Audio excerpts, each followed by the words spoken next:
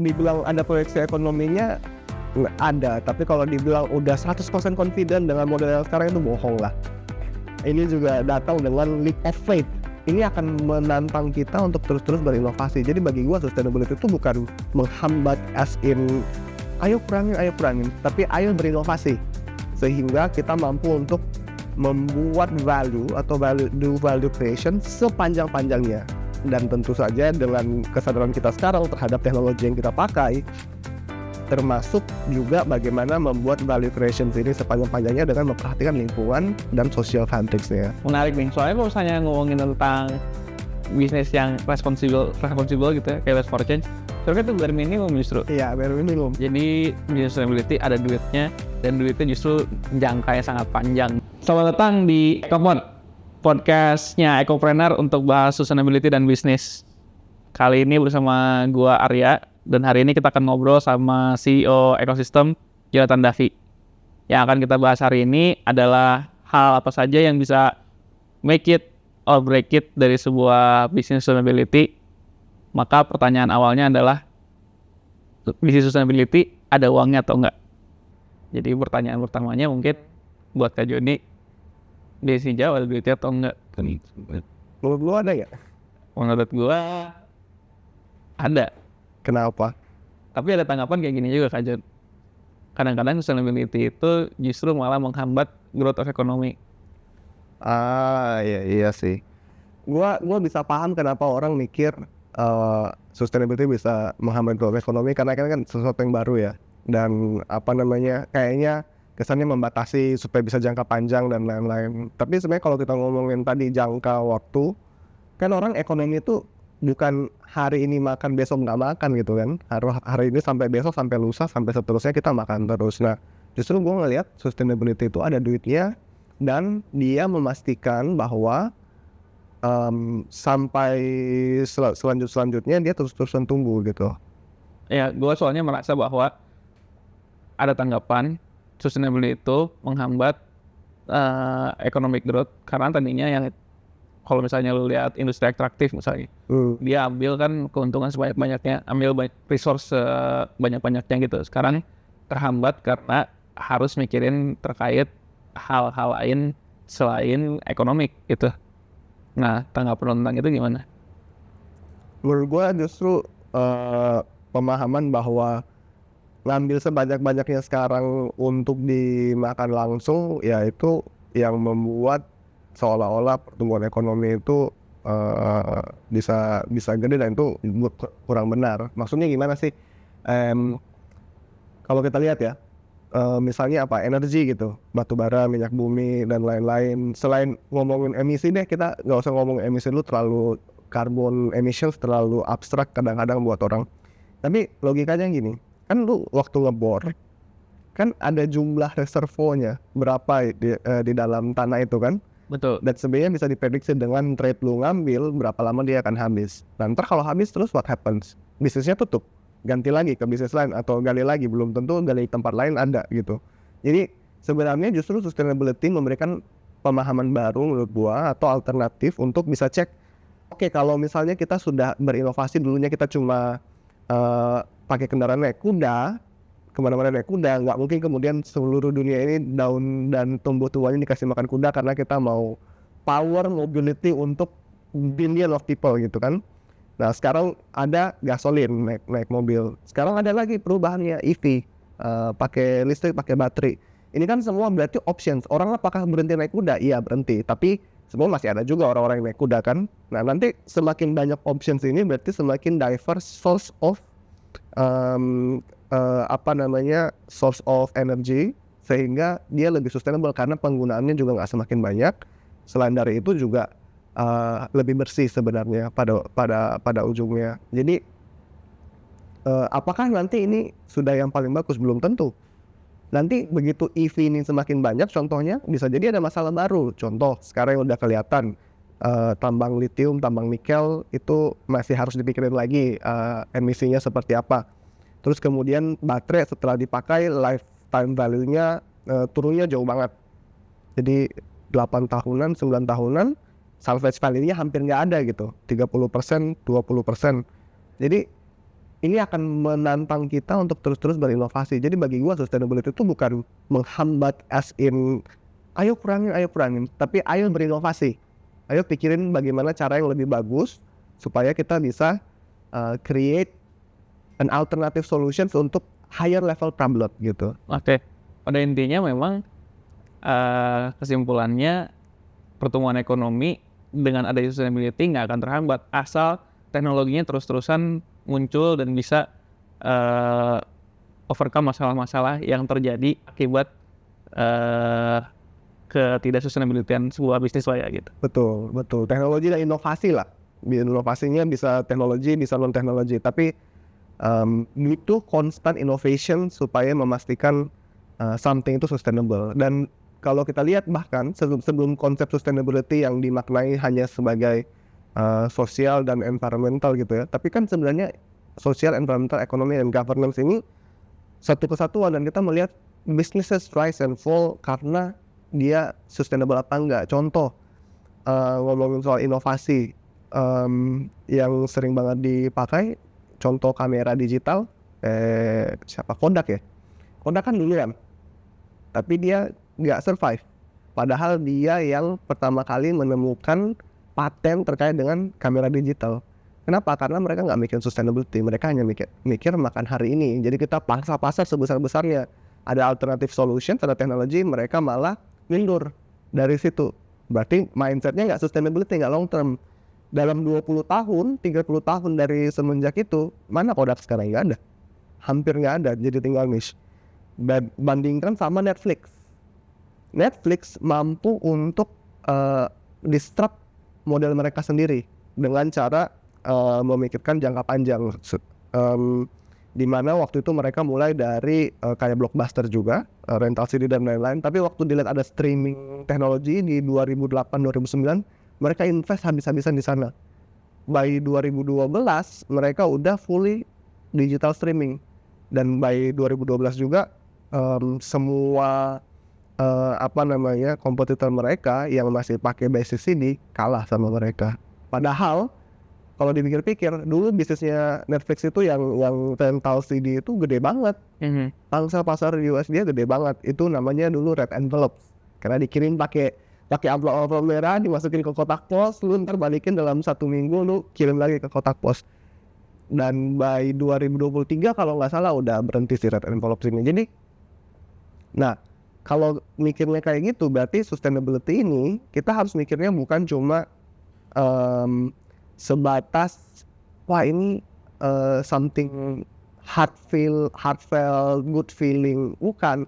Sustainability adalah logika berpikir di mana kita harus terus berinovasi sehingga kita mampu untuk membuat value atau value creation sepanjang-panjangnya.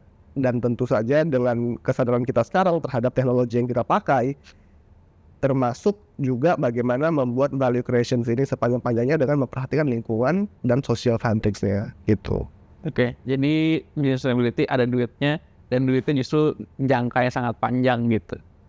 Nah mungkin move backward ke 2020-2021. Kenapa awal-awal ya? Yes, kenapa lu bikin ekosistem, dan apa yang bikin lu tertarik untuk bikin Climate Tech Venture Builder? Di 2020 akhir tuh kita bikin konsultan di Agustus September kalau nggak salah. Itu banyak teman-teman kayak adalah Om Lia lah, ada teman dari mana lah, dari Sorong, ada teman ngerjain kafe dulu, bos gua jadi konsultan gua, teman dia, semua datang ke kita pada dasarnya mau cari help karena waktu pandemi kan susah banget. Nah dari situ kita mulai consulting sampai akhirnya ketemulah Mas Ano. Mas Ano ini co-founder dari ekosistem juga, dulu Green Generation Indonesia, dan dia CEO Waste for Change.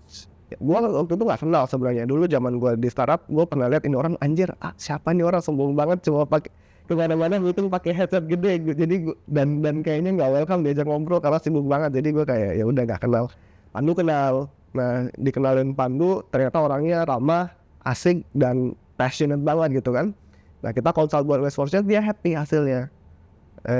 Intinya mereka mau transisi during pandemi gimana caranya supaya ini jadi punya infrastruktur startup yang proper gitu kan. Dan karena gua dan Pandu ada pengalaman baik di bisnis maupun di sustainability, ya udah kita mainin. Dari situ dia ngajak, waktu dia happy sama hasilnya, dia ngajak, dia tanya, dia bilang, kalian pikir kalian mau mengerjakan ini seserius apa? Tadinya ini proyek sampingan bro, jadi kita nggak membayangkan untuk jadikan ini main job kayak sekarang gitu. Karena gue pikir gue ada kerjaan, gue mau sekolah bla bla bla. Tapi setelah kita ngobrol, akhirnya muncullah belief. Kayaknya gue kemakan sih santai sama Pandu.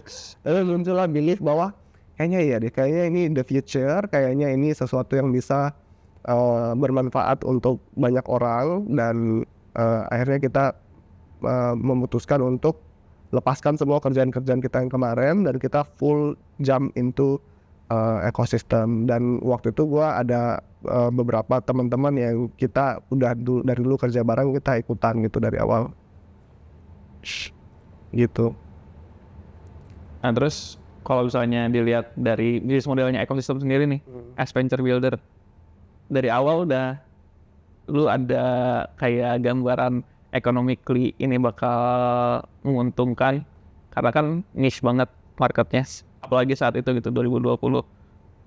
Lu bikin sebuah venture builder gitu, mungkin ada venture builder lain ya kalau misalnya di luar negeri kan udah kayak rocket internet, terus juga mungkin Y Combinator walaupun akselerator dia juga ada sisi-sisi venture buildernya gitu kan.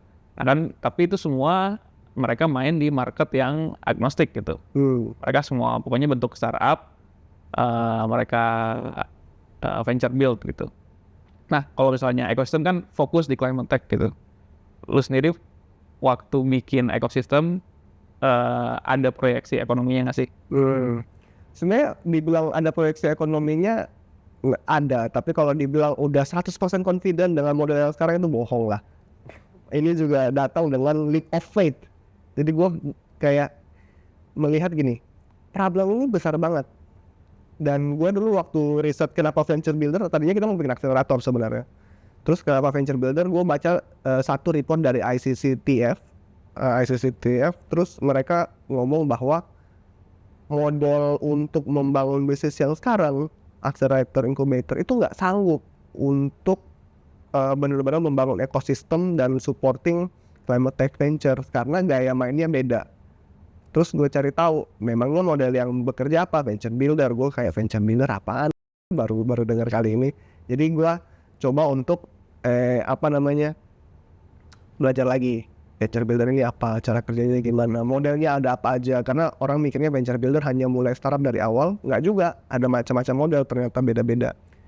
Nah, jadi dari situ gue pelajarin, terus convince lah ke co-founder yang lain gitu. Jadi menurut gua sih ujung-ujungnya apa ya? Kombinasi lah. Kalau dibilang nggak ada sama sekali juga nggak. Ada to some extent. Kita lihat marketnya growing, kita lihat mulai ada startup di sini, dan ada pemain-pemain lama kayak West for Change yang sudah kelihatan tumbuh secara sehat gitu ya. Tapi kalau ditanya apakah akan sebombastis itu dari awal sudah ketahuan, sebenarnya belum. Cuma kepercayaan yang kita ambil adalah kalau ada problemnya dan problemnya ini sangat dibutuhkan, pasti marketnya ada. Oke, jadi kalau dilihat dari global landscape, sebenarnya kan lagi banyak terjadi budget cutting, budget efisiensi, apalagi terkait sustainability gitu.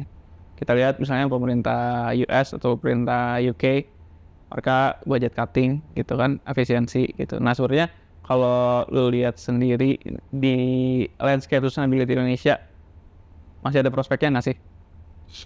Masih ada prospeknya apa enggak? Mungkin masih ya. Jadi kalau misalnya gua jawab pertanyaan itu, mungkin gua kasih 2 layer lah. Satu adalah di level enablers kayak ekosistem, teman-teman yang lain ekosistem enablers, sama di level startup ya. Kalau di level ekosistem enablers mungkin kita akan struggle karena kan bisnis lingkungan ini dekat sama public sector.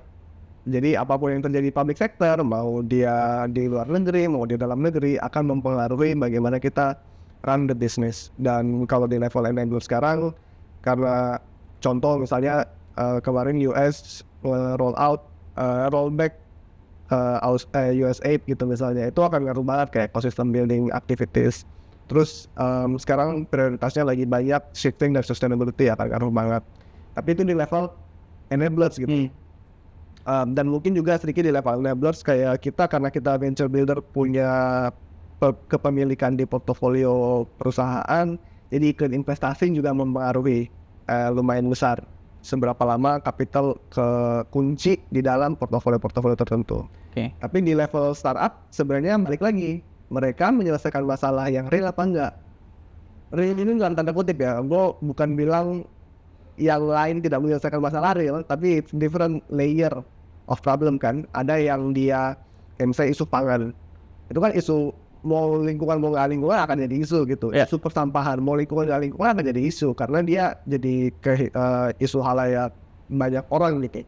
Dan untuk yang isu-isu seperti ini justru menurut gua trennya semakin diperhatikan dan semakin naik. Justru dengan sekarang basic necessities ini jadi sesuatu yang sangat dekat dengan lingkungan, isu ketahanan energi, isu pangan, isu manufacturing, dan lain-lain. Jadi kalau ditanya apakah ngaruh, tapi apakah masih ada prospeknya apa enggak, masih banyak banget. Oke. Kalau misalnya gua tanya nih, di business sustainability, apa yang jadi force paling gede untuk mendukung iklim growth di business sustainability gitu ya? Jadi faktor apa yang bikin business sustainability growth? Apa yang bisa bikin dia berhenti sama sekali gitu? Faktor ya. Sebenarnya ini gua masih meraba-raba juga ya. Tapi kalau bagi gua, kita ada bilang di bisnis itu namanya enabling environment.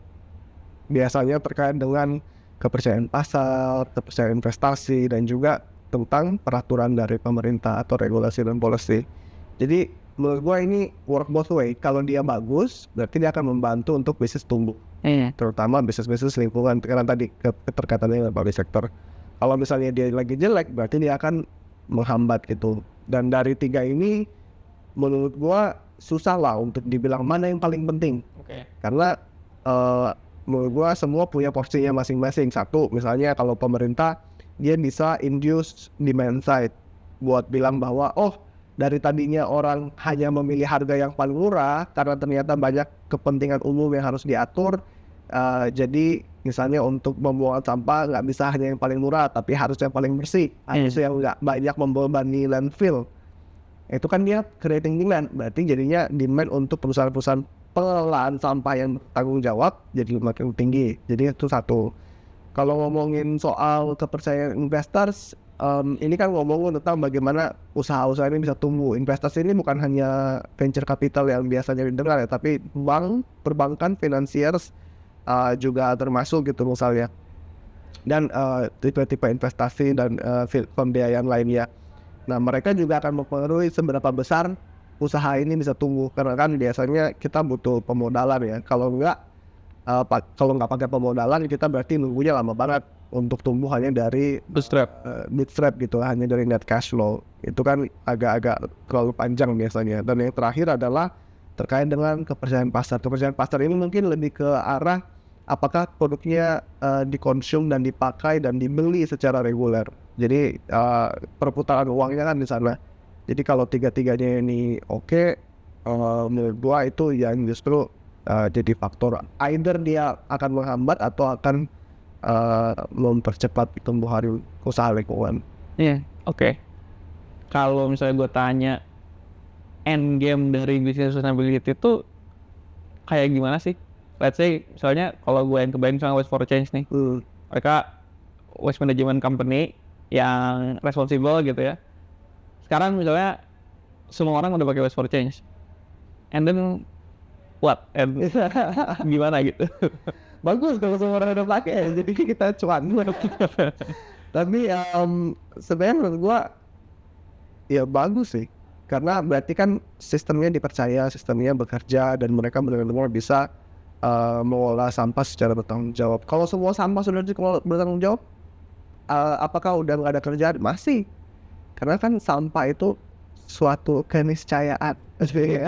Pasti ada sampah. Dan selama-lamanya dikelola dengan bertanggung jawab berarti bagus. Cuma realistically speaking, kayaknya in our lifetime me and you kayaknya nggak akan terjadi sih. Masih panjang. Orang itu Jepang sampai sekarang udah punya berapa? 18 tipe pemisahan lebih, 20-an lebih, dan mereka udah pakai waste to energy dari berpuluh-puluh tahun yang lalu, belum selesai masalah sampahnya. Dan tiap hari, tiap minggu, tiap bulan tetap harus dikelola juga kan sampahnya. Jadi itu tetap jadi perputaran ekonomi, cuma udah lebih stabil dan material recovery loop-nya lebih rapi sekarang gitu. Jadi justru semakin dia bagus, semakin enak kerjanya, semakin cuan pula kerjanya gitu. Jadi kondisi endgame-nya seperti apa tuh? Kondisi endgame-nya menurut gua semakin apa yang kita kerjakan untuk dilihat sebagai sesuatu yang normal, layak, dan mainstream. Jadi normal, layak, dan mainstream maksudnya seperti apa? Satu, tipe bisnisnya nggak bikin orang bertanya-tanya, jadi normal. Apa namanya, kayak misalnya mengerjakan sampah, orang mikirnya kan scavenger, pemulung gitu ya. Kayak lu sekolah sampai S2, S3 ngapain lu mengerjakan sampah? Masih ada stigma itu. Jadi normalisasi dari usaha-usahanya. Nomor 2 adalah layak means decent pay, decent profitability. Jadi dia mampu untuk menghidupi orang-orangnya, communities yang kerja bersama mereka secara layak dan wajar, sehingga usahanya bisa tumbuh secara sehat. Dan itu adalah mainstream, artinya sudah cukup banyak usaha-usaha ini sehingga dia kompetitif di market. Jadi nggak cuma, gue nggak berharap karena gue pegang saham West Fortunes, kita cuma West Fortunes juga doang yang maju. Nggak juga, masalah ini sangat besar. Dan biasanya semakin ada minimal 2 atau 3 player lain lah, nggak usah terlalu banyak juga, entar jadi price war, tapi 2 atau 3 player lain yang household name, itu akan membuat ekosistemnya cukup sehat untuk terus tumbuh. Jadi 3 hal tadi, normal, layak, dan mainstream. Menarik nih, soalnya kalau misalnya ngomongin tentang bisnis yang responsible gitu ya, kayak West Fortunes, soalnya itu bare minimum justru. Iya, bare minimum. Tapi malah dilaksanakan dengan baik gitu. Jadi justru end game dari selanjutnya adalah bare minimum gitu. Kita orangnya nggak muluk-muluk ya. Ini terbiasa di toxic relationship. Bener, justru iya tadi bare minimum ya malah jadi end game-nya di sana gitu ya. Bahkan ya di Indonesia, bahkan tadi di Jepang juga gitu. Nah, kalau misalnya buat teman-teman yang lagi bangun bisnis sustainability nih, punya pesan atau ada yang ingin disampaikan dari teman-teman ecopreneurs? Pesan stay strong. Kalau stay strong, karena kita winter is here, jadi udah pasti dengan kondisi yang sekarang kita butuh banyak kreativitas, kita butuh banyak resilience untuk bisa bertahan sampai titik baliknya itu kembali gitu, untuk bisa lebih kuat. Jadi sebenarnya lebih banyak stay strong, jangan sampai during tough times kayak gini justru mengambil jalan-jalan pintas. Itu kan kita nggak mau kan, terlalu kayak wah ya udahlah everybody is doing that, let's do that, terus engage dengan fraudulent behavior, unsound deals, back of the table dealing gitu. Jangan sampai itu jadi jalan pintas. Jadi stay strong, stay resilient, percaya sama thesis mereka, kenapa se-passionate itu masuk ke usaha lingkungan, dan bagaimana caranya supaya usaha ini bukan hanya untuk kebaikan banyak orang, tapi juga kebaikan orang-orang yang bekerja bersama mereka gitu. Jadi penghasilannya harus dijaga, profitability-nya harus dijaga. Oke. Terakhir, untuk menyimpulkan semuanya, ini sustainability ada duitnya atau enggak? Ada banget. Oke. Sekian diskusi singkat bersama Jonathan Davi, CEO dari Ekosistem. bahas terkait visi sustainability, ada duitnya atau enggak. Terima kasih sudah nonton. Jangan lupa share, like, dan subscribe channel ini untuk nonton EcoPod episode berikutnya. Dan juga kalau misalnya ada feedback, jangan lupa ditulis di komen. See you all.